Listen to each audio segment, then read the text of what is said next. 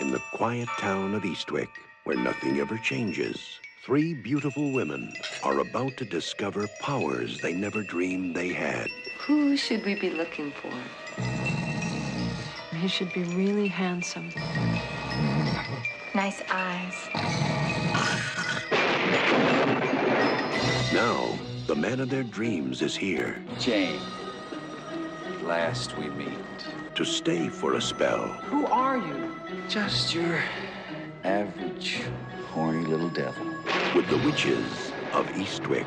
We could do things you haven't any idea. You know what's going on up in that house? She says she sees the devil here in Eastwick. If you were the devil, would you come to Eastwick? Oh, I don't know. Hello and welcome to the Sporting One Report Spoilercast for George Miller's 1987 film, The Witches of Eastwick. I'm Ashley Hobley. Joining me today, Dylan Blight. I'm a witch. I don't think you can be. I think I'm a wizard. Ashley. Yeah, I don't know if there's a general neutral magical user term. I'm a warlock. I guess that kind of works, yeah. Call Alright. me Adam. So today we're talking about this film because, George Miller's latest movie, 3,000 Years of Longing, is about to come out. And this is the one of his filmography that is closest to that movie. Magical creatures, magic in general. Definitely, I'm assuming 3,000 Years of Longing has nothing to do with men in cars in a post-apocalyptic world. So, yeah. All right. Please be aware we'll be freely discussing anything and everything about plot themes in any of the movie. So, if you haven't watched it, come back later. With that said, let's jump to a discussion of The Witches of Eastwick. Directed by George Miller, screenplay by Michael Cristofer, based on Witches of Eastwick by John Updike, starring Jack Nicholson, Cher, Michelle Pfeiffer, Susan Sarandon, Veronica Cartwright, and Richard Jenkins. Three small-town friends, Alexandra, Jane, and Suki, each having lost the men in their lives, are feeling unfulfilled until a furtive stranger, Darrell Van Horn, arrives and begins courting each of them in turn. Eventually, Darrell tells them that they are witches, but as the three friends spend more time in his mansion, enjoying themselves and learning about their powers, they begin to worry about Darrell's ultimate intentions. Dylan, had you ever seen this film before? No, I have not. What did you think of The Witches of Eastwick? I enjoyed it. I thought it was a wild movie. It's got some crazy shit happening in it. Jack Nicholson is absolutely off his face, but I'm loving it. It's like watching the original Batman movie, like he is absolutely on acid or cocaine or something, but makes for a great movie. And all the girls, the cast is really great. I've never been a big Cher fan, but I actually thought she was maybe too fair. I haven't watched her in too many movies, but nothing against her. I just obviously I'm too old for her music. I think I wasn't born in the 80s, but I enjoyed her in this. I thought that was good.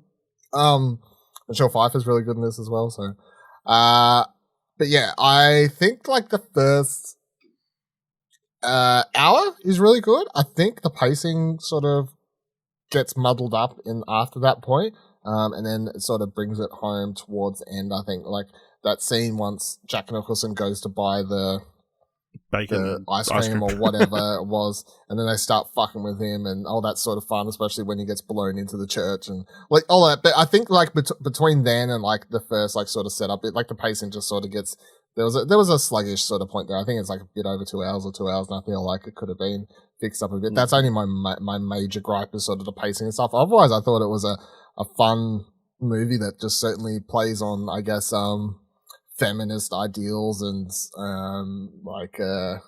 men in disguise, and this whole I don't know, there's lots of interesting sort of things that are happening here within this movie, I guess. Yeah, but I mean, even if you ignore all that, it's just a weird, crazy movie you can fancy sort of witches and stuff.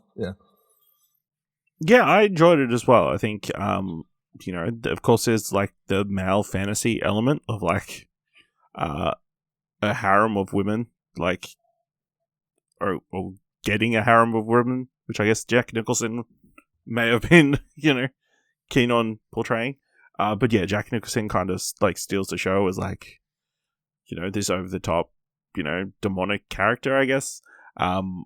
Which I guess, like you said, kind of is an interesting precursor to him becoming the Joker. Even with, especially, there's that shot of like a clown in the background of one of the shots that looks a lot like the Joker. Was that, like, did they know that was going to be a thing? But yeah, him bringing that same kind of energy and like, it was a really interesting build up of like this mystery person. There's all this thing with the whole segment where he can't remember nobody can remember his name, even though they told it to him. And then, he's in that, in the recital, snoring something fierce, like something out of, I don't know, the noise the dog's making Ghostbusters sound like. Yeah, really interesting, I think, also brings up the idea of like witches, and obviously anybody who was independent of a man was considered a witch back in the trial days. Was that the reason they all were witches, or is it just coincidence that all three of them were witches? There's a lot of stuff that isn't explained. I don't think they even get called witches at any point in this movie. No, but that's what they're playing on, especially with Veronica Cartwright's character. Going like full crazy, like full crazy, trying to burn him by the stake, sort of thing. Which, by the way, I think that's the youngest I've seen Richard Jenkins in anything. I do not think I've ever seen him this young.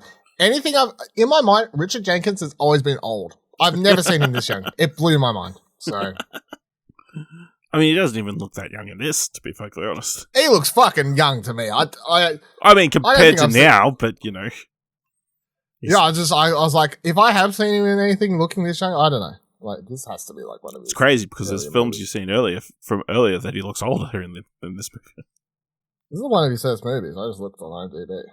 Yeah, like his first role was in like bunch of like nothing, like it says like First Cop and stuff, but like by the time he's getting name roles, that's in 1985. So this is like the first couple of years of his movie life. Yeah, there's nothing fucking here I would have seen. This is crazy.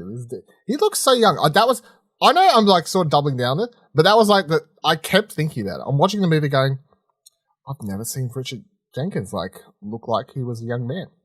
All right, here's the only other thing I can find on here that I've seen scrolling up that I'm like, yep, I've seen that, and I remember him in it, which is The Indian in the Cupboard, which I watched as a kid. Not a great movie.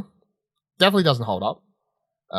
Problematic. However, that is definitely the next. It's a 1995. There you go. Shout out to Richard Jenkins. Shout out to that movie, because I don't think that I wouldn't suggest watching it. Okay. Yeah, I imagine it would be problematic now. Yeah. I think the three female leads all have great chemistry. I think it's interesting to read. I read up afterwards. Apparently, Susan Sarandon had been cast as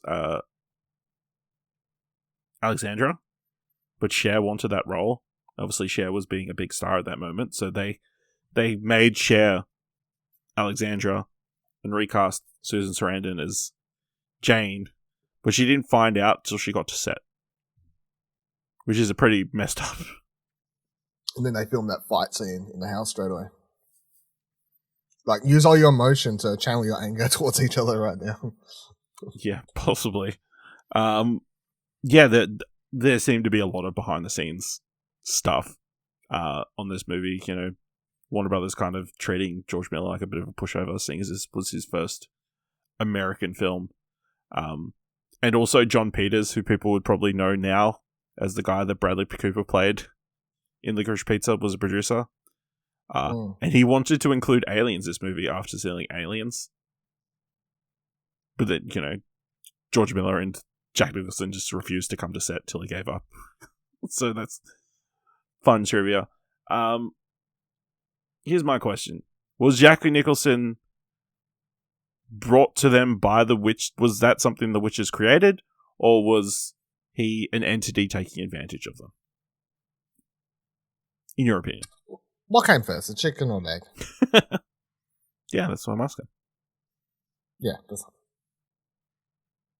That's your That's answer. what I'm saying. That's what I'm saying. Yeah, I don't know if there's an answer for that either. So I'm gonna, yeah, I think it's enjoyable. I think, it's sad, like the turn that they can't. I feel bad for him for a little while. They all left him, just because they all thought, what if she died? And then Richard Jenkins bashes over the head with a fork. What is it? I know what he does. All I know is he's like, "Can you stop fucking throwing up everywhere?" Bam! I mean, yeah, that was gross. Like, we never see him again. Like, what was she actually throwing up? Was she throwing up? She's throwing up digested the cherries from the cherries. Yeah, but there's all the other liquid stuff. Yeah, I don't know. I guess that's because that's what they do they make him do later, and he's like, "It's a cheap trick. I taught him." another factoid. Apparently, they got like a lifelike replica of Veronica, like to do the throwing up, but apparently it was like too disturbing for test audiences, so they cut it. I feel like as someone who's seen a fair bit of throwing up in cinema, yeah, if you watch something like The Exorcist, that was like, this is meant to make you feel fucking ill. I don't feel like this is. I mean, it's yuck, but it's not like. It's not like yuck. Yeah, it's just disturbing. It's yuck, but just maybe because it's not vomit colored. Yeah, well, I think that's what helps, right? Yeah. If it was vomit colored, that's yuck. But because I feel like you can. It's got a clearly tinge see of red. It's got that tinge of red. You know it's the cherries, so. Yeah, you definitely know it's somebody piping something in. I think, the CGI in this is not great, but I think that's just because of the times, Yeah. Like the whole tennis, that whole tennis thing is not good. No, you can cut that. Yeah. Actually, maybe you can't. I don't think you can because it's the first time they've realized their powers. Yeah. But that tennis ball floating, yeah. And then Michelle Pfeiffer knocking it with her butt. But that wasn't necessary. Yeah. Enjoyable, It's kind of weird that, it impregnated all of them and they're like, oh, okay. None of them's like, hey, I don't want this child. Bunch of little, there's no concern about having these children. No. From this entity that they saw at the end of the movie was some sort of demonic creature. Yeah. They're trapped in a TV set, apparently. Apparently, I don't know. I guess they just took the house after he died. Yep. Like, I guess we're the heirs or whatever. I don't know. They're witches. They can. They're witches. They'll just fake the paperwork. Sign. I don't know. Yeah. Anything else you want to discuss about this movie? Nah. It's fun. It's fun. Good time. Hopefully, his new one is fun as well. New one looks as weird as this, so. I don't know that's what it was. But... So this is a quote that I read from one of the critics reviewing the movie. Ruth Crawford, from for this movie? No, she looks like she's an academic for this movie. She wrote, "This film includes many fantasy elements, but the most fantastic of them is the depiction of a single mother of 5 who has to work for a living, still having plenty of time and energy left to engage in wild adventures of sex and magic. If being a witch gives you the ability to do that, quite a few women I know would be very happy to sign up at the nearest coven." So, I found that quite amusing. Because, Michelle Pfeiffer is just ignoring these young children for, like, large swaths of this movie. Yeah. Yeah. I forgot about the kids. You forgot about the kids. There's also the creepy principal dude as well. Yeah, that's right. Who never gets his comeuppance, just gets freaked out a lot, I guess. Doesn't get to finish his speech. Yeah. Interesting. Let us know what your thoughts are on the Witches of Eastwick by going to explosion.com/Twitter or jump into our Discord at explosion.com/Discord. If you want to help us out here at What Do You Want to Watch, just leave us a review on Apple Podcasts or on Podchaser or tell people about the show. Leave us 5 stars. Anywhere you can leave 5 stars. And if you like this episode, thought it's worth $1, head on over to our Ko-fi page at explosion.com/support. Thank you very much for listening. Until next time, keep watching stuff, I guess. Are you going to seduce me too? Women, a mistake? Or did he do it to us On purpose! Jack Nicholson, Cher, Susan Sarandon, Michelle Pfeiffer. The Witches of Eastwick. Hocus pocus.